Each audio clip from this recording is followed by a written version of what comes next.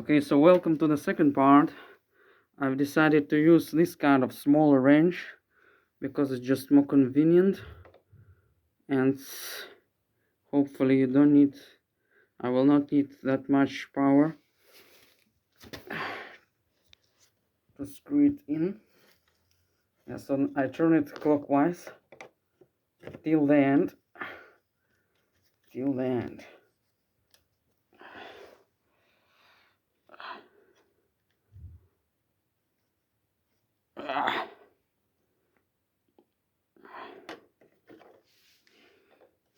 That's very important to turn it till the end.